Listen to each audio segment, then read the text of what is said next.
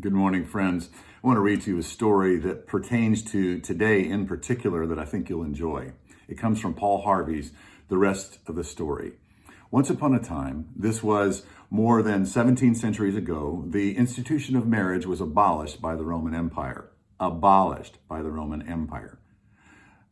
Responsible for this edict was Emperor Claudius II. Some say he was insane, but there was a method in his madness. Military-minded Claudius was much concerned about the quality of his army and the caliber of his soldiers, and he grew convinced that married men did not make good fighting men, that they became too homesick for their families. He thought that they could not keep their minds on the business of killing.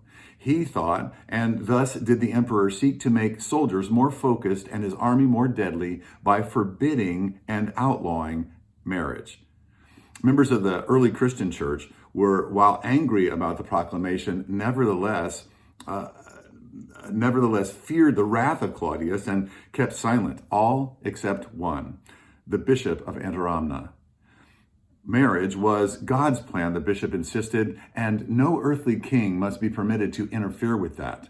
And he underscored his insistence by encouraging young couples to visit him in secret, whereupon he would join them in holy wedlock.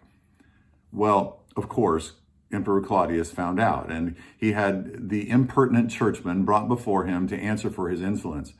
It was said that when the two met, Claudius was much impressed by the sincerity of the bishop's convictions, and so much so that, in fact, the emperor offered him an alternative to execution.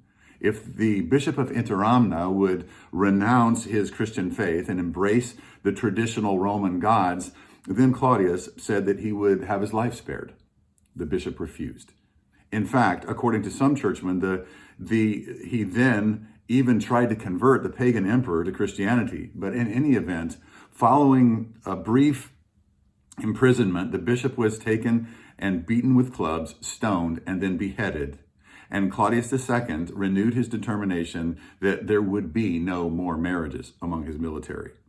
Ironically, while with a little more patience, the bishop of Interamna might not have died so cruelly, for within weeks, in the midst of planning a military adventure, the emperor himself fell ill and died. On the other hand, had the defiant bishop not been executed, he would surely not have been he surely would have been forgotten by posterity, and as it is, he has been hailed down through the centuries as the friend of lovers everywhere. Now, regarding what you have just heard, I am aware that scholars offer a wealth of versions, variations, and elaborations, but on one thing they agree. The core of the story is true, that once upon a time, a man did give his life in the name of love, and the world reveres him. Still, some remember him as the bishop of Interamna. You know him, this sainted friend of lovers who died more than 1700 Februaries ago by his Christian name, Valentine. Only now you know the rest of the story. I love these Paul Harvey stories. Happy Valentine's Day.